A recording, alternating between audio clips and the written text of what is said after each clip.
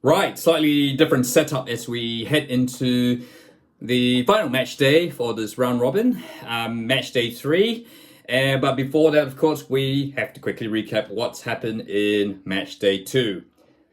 But firstly, I should say, this is easily the best Euros we've had it possibly since Euro 2012. 2016 was a bit average with this new format, and Euro 2020, well, it was not really in one country, and we're still at COVID. So this Euro 2024, until the France-Netherlands game, there were no goalless draws. So yeah, that's a very, very good start and a lot of great action.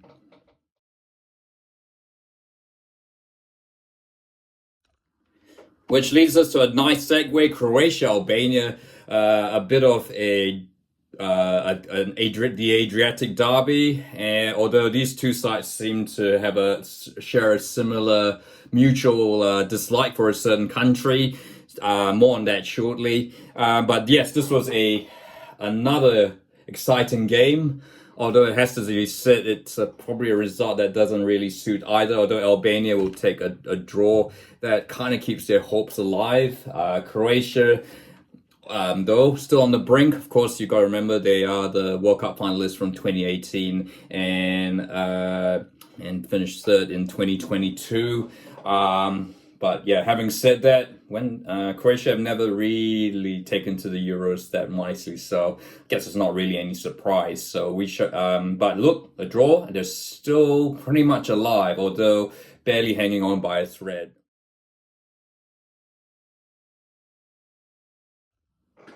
Well, I think it is quite clear the dark horse curse continues because everyone was tipping Hungary to be the dark horse, but looks like they are they're not quite eliminated, although with no wins, they're pretty much on their way out. 2-0 loss. Germany booked their place in the next round quite comfortably in the end. And yeah, look, I guess Hungary offered a little bit more resistance, but still not wholly convinced about this Germany team, whether they can go all the way. But look, yep, they got the job done, and as more Germans get on their side, who knows?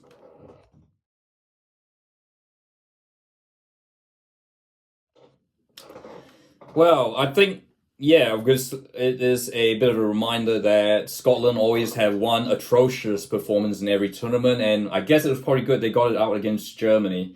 Because they've, in this game they were, one could argue they probably, they certainly deserved the draw. Although, you have to remember Switzerland, of course, had 2 goals disallowed. But it was the Scots who pretty much had the upper hand for most of the game. Again, I can't trust their defense. I think that defense will inevitably put the NHS out of business. And I know that statement's completely incorrect, but you get the point. No Ryan Porters, but yeah, Ralston is yeah. But anyway, at least a much better performance against by the Scots, and they look forward to games against Hungary. Whereas Switzerland pretty much have 1 foot in the round of 16, and they play Germany, which I think is going to be the most exciting game. I'll probably be watching Scotland versus Hungary.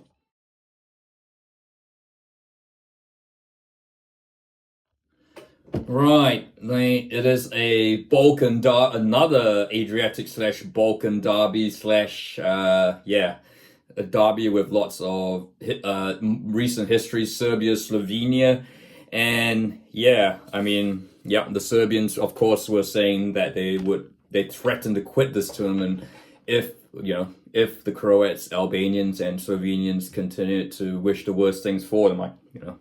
I can't blame them. But at the same time, I guess, if you know the history around Serbia, they know how it feels now. Anyway, Serbia, I guess Serbia got themselves a last-minute reprieve to keep themselves alive. Probably played worse than they did against England.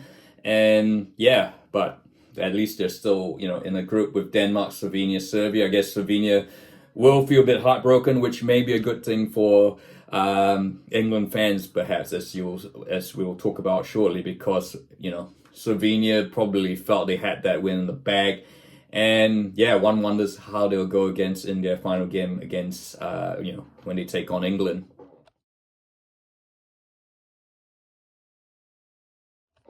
And yes, so I guess it's good. England might be taking on a beleaguered Slovenia team because let's be honest, that game against Denmark. Well, enough has been said about that. All I can say is Cole Palmer for Phil Foden, and the Trent experiment in midfield should really be stopped right now. In midfield, maybe getting Gallagher, I guess Rice dropping in there, Bellingham and Conor Gallagher, because Conor Gallagher, when he came on, yeah, that England midfield seemed a whole lot more controlled. But yeah, maybe, the Danes probably played their best game at a tournament since that Euro 2020 semi-final at Wembley. And yeah, so I think they will take a lot of heart from that performance. I mean, look, when Højbjerg nearly scores a goal, then you know that England's midfield has had no control. And yeah, look, but I guess having said that, England always have one bad second game, so I don't think that is grounds to panic just yet.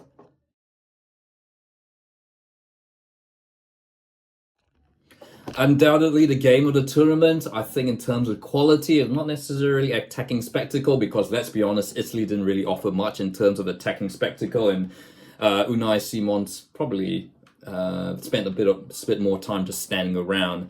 But look, Italy, yeah, it was a fascinating game, and I think if you weren't really for Gigi Donnarumma, Spain probably would have put five past Italy. And in fact, it was. I think it highlights the issue that why Spain won't win the tournament because they don't have a reliable goal scorer. No offense to Morata, and but yeah, look, in fact it was Italy who scored the only goal of the game, albeit at the wrong end. Calafiori, who's been one of the players of this tournament, and very unfortunately put Nico Williams, who has been one of the players of this tournament, he put his cross in. So Spain go through. Italy should go through though, but I guess again they need to really start finding a way to score goals.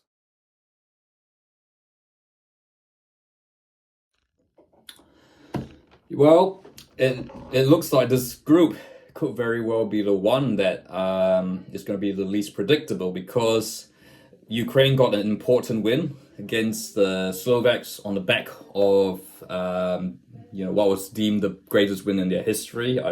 As I've said, I disagree with that, and it keeps the Ukrainians in touch with a chance of the round of 16. I think, look, if Belgium can get a win against Romania, it is going to be a wow of a match day three. This one, but good to say Ukraine in there, and good to say Sinchenko putting a bit more, and Yaramchuk with a great goal. And this Ukraine team is quality, and yeah, I think they have put themselves in with a chance of making the next round. Slovakia are still in with a shot, and I guess undoubtedly they'll fancy themselves because I mean Ukraine have to play Belgium. Slovakia might fancy themselves against Romania, depending what happens between Belgium and Romania.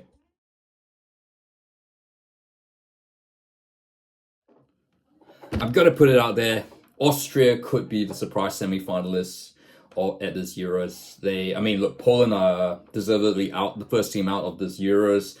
Are very workmanlike, and I think getting Big Rob looks past it. Even if he came on, I don't think it would have changed things. Austria just absolutely pressed. They've played by far the best football at this Euros, and apart from Turkey, perhaps. And I think they could, as I said, they were unlucky not to get anything against France. Baumgartner finally hit the back of the net, and he looks like an absolute gem of a player. And I think the Dutch won't have it all their way against Austria. Look, I think this win certainly sets them up. They should go through, whether it's as a runners up, maybe as a runners up, even win the group.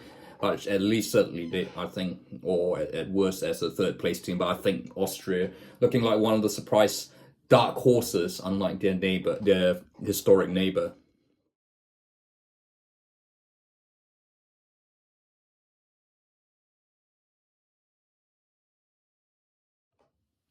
Yep, well, it was always going to come. We're always going to get double donuts at some stage, and surprisingly, France always seems to deliver these. Of course, France delivered the first double donuts of the 2018 World Cup. I wonder if that's an omen that they might win the whole thing. I mean, Didier Deschamps hasn't won the Euros. That might be nice, but anyway, look, this was a not a for despite the scoreline, this was not a dull game for most of it. I think probably lacking a bit of quality up front, but nevertheless, I think both defenses did really well, and both will be heartened by that. And yeah, and it's a good point that we'll see them go through to the next round.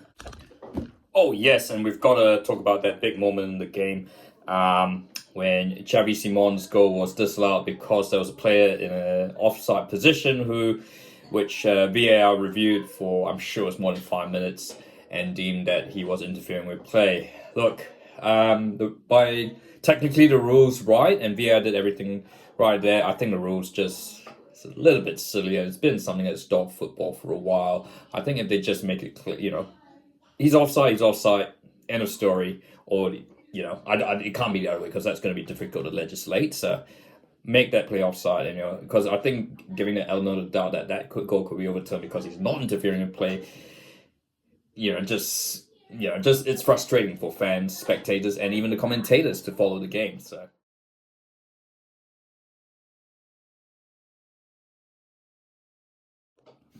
Well, I think if there's one team that has been truly a really pleasing revolution at this Euros, it's Georgia.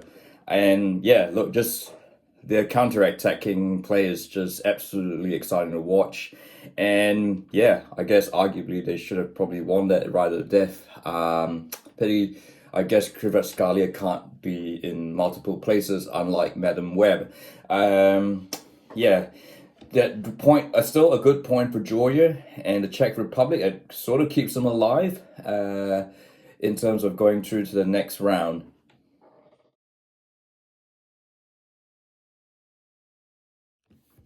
Well, I think I'm going to put it out there. And look, I know Turkey didn't have Ada Hula, and so they were probably had their minds on the Czech Republic game. But I think Portugal are potentially the best team at this tournament so far. Look, which is maybe that's a huge call, but I think just it looks like they're able to. I think the talent of players they have, obviously, you can Bruno Fernandes,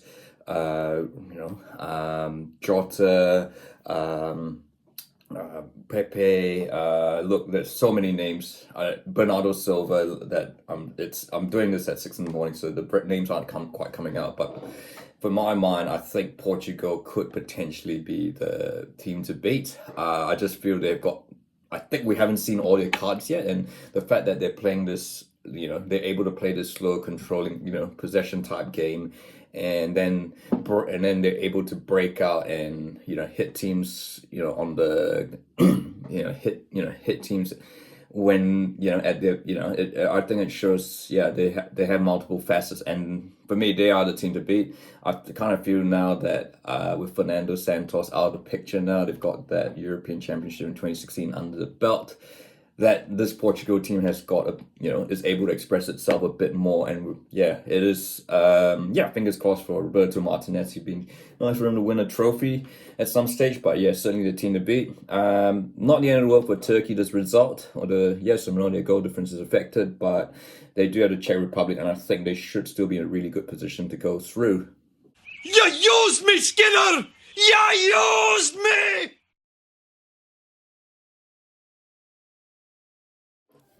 Yep, Belgium finally turned up at this Euros, albeit a game late and perhaps a couple of VAR calls against them. Although it seems that VAR has a certain agenda against Romelu Lukaku, who now tops the charts in terms of goals disallowed by VAR. So Belgium got the win they needed. It was pretty comfortable, to be honest. Once Tielemans got on the score sheet, Belgium dominated. And yes, now they sit on top of their group. In fact, everyone's on 3 points, and which means it is set up nicely. And I guess for Belgium though, from going from an early exit. They now have pretty much have their fate in their own destiny now. They've got games against Ukraine. As for Romania, well, it's hard to say. They might well have been focused on the next game against Slovakia. But we should. So yes, all to play for.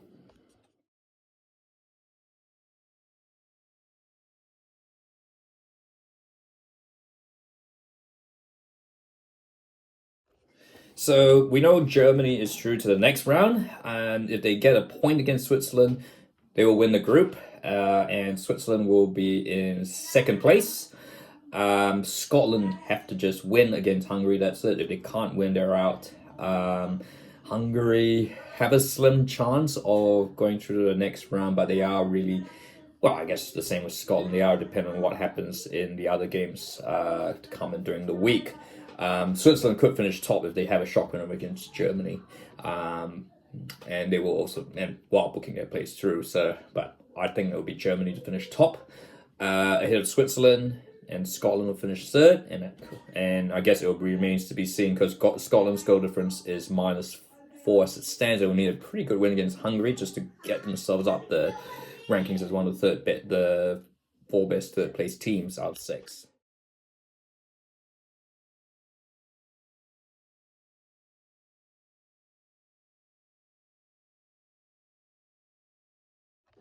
Yeah, look, for all their, let's say, less impressive performances, England are pretty much through, and they really only just need a point against Slovenia. That should be enough, even to win the group.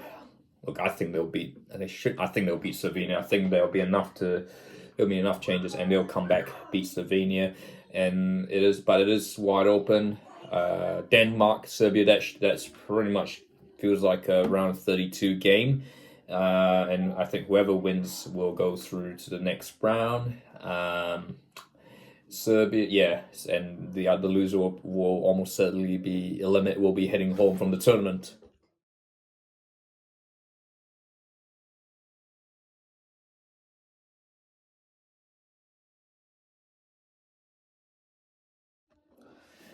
Group C, well, Spain are through. We know that, and will go through as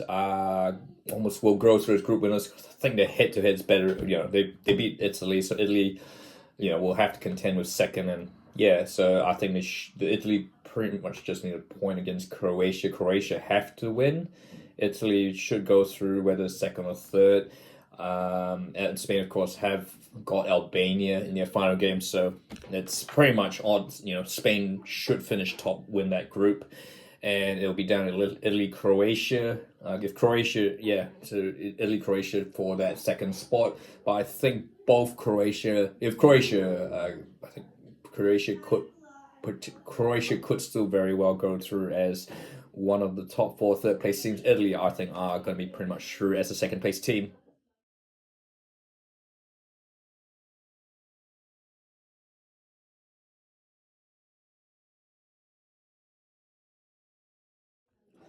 Right, and I think, look, France, ultimately, while it wasn't pretty, but I think France and the Dutch will be very happy with the 0-0 draw. That pretty much confirms they'll be in the round of 16. Austria's win over Poland probably puts them in that top 4 third place teams. They do have the Dutch, and it'll be interesting to see what happens. I think even if the Dutch do lose that, I think they should be fine because they'll be on 4 points. Austria will overtake them, but it is looking almost certainly that all of France, Netherlands, Austria will go through. Of course, Poland, the first team eliminated from the Euros.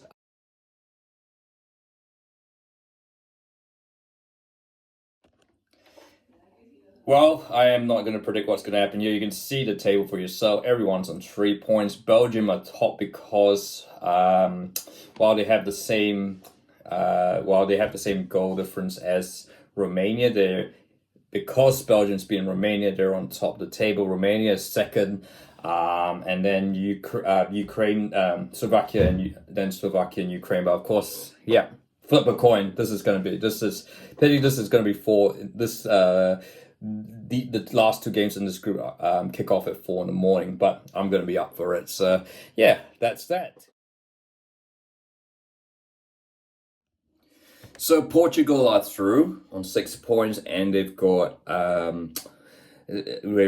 Georgia to play. So you could very well expect them to get finish with a perfect 100% record.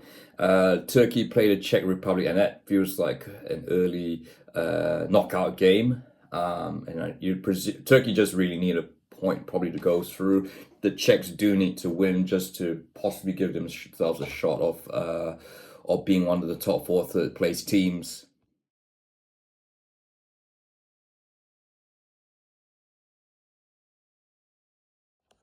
So we enter as we know, as I've just said, we enter the crazy part, the best part of any international football tournament. It's the last stage. Thank you, West Germany, Austria, for that trouble in Dijon, because without that kerfuffle, we would never get this. This is one of the great beauties of every World Cup, every Copa America, every Euros, and why rugby really should be doing this. Why they should be playing all their last games at the same time when there's permutations on the line.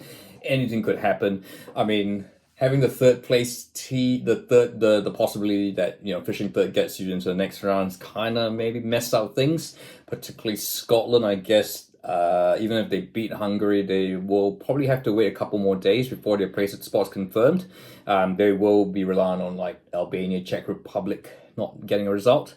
But yeah, nevertheless, hey, they'll still get a result and they've got to be in. So, well, that's a lot of things to look forward to. So yeah, what are your thoughts?